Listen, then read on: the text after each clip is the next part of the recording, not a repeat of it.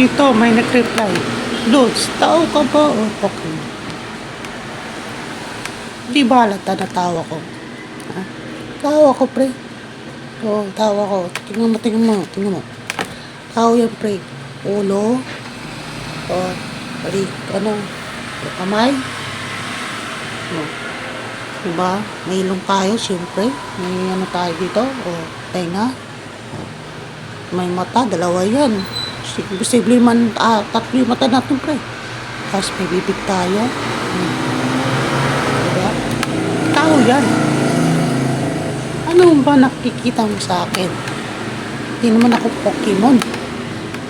Ay. Sigurado, bata ito. Bata to nag-reply. Mahilig siguro to sa Pokemon. Mahilig magnoon ng Pokemon to. Kaya Pokemon ang ano niya.